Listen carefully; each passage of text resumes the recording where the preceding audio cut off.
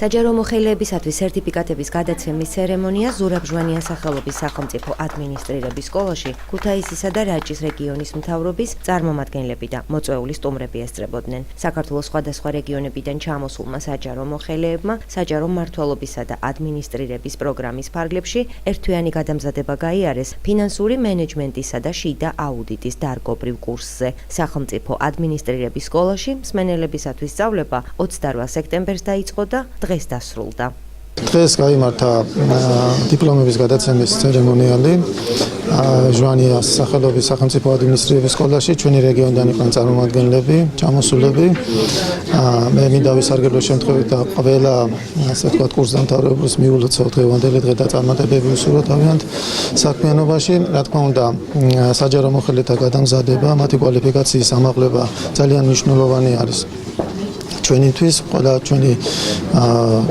ჩვენს რეგიონში არსებული ყველა საჯარო დაწესებულებებისათვის ჩვენ ჭიდროდ თანამშრომლობთ ჟვანიას სახელობის ადმინისტრირების სკოლასთან და აქ ყველა პირობაა ნამდვილად იმისთვის შექმნილი, რომ დაინტერესებულმა პირმა მიიღოს შესაბამისი განათლება, აიმაღლოს ცოდნა და აიმაღლოს კვალიფიკაცია. კიდევ ერთმა ჯგუფმა დაასრულა მუშაობა, ეს ბოლო ჯგუფი შესაძლებოდა 11 ადამიანისაგან და უკვე ახალ ეტაპს ჟვანიას სკოლა უკვე დაახლოებით ერთ კვირაში იწყებს.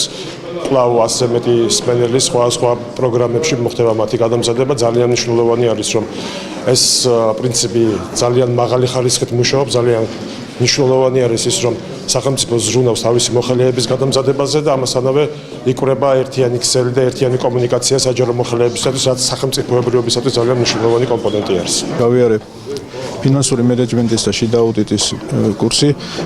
სწავლება იყო ძალიან ინტენსიური, შედეგიანი, რაც ყველაზე მთავარია და ყველანი კმაყოფილები ვართ. დიდი მადლობა სკოლას, პედაგოგებს და ყველა ორგანიზატორებს. ზურაბ ჟვანიას სახელობის სახელმწიფო ადმინისტრირების სკოლა 2005 წელს დაარსდა. სკოლის მიზანი სახელმწიფო სტრუქტურებში დასაქმებულ, ეთნიკური უმცირესობებით დასახლებულ და მაღალმთიან რეგიონებში საჯარო სექტორში დასაქმებულ პირთა პროფესიული დონის ამაღლებაა.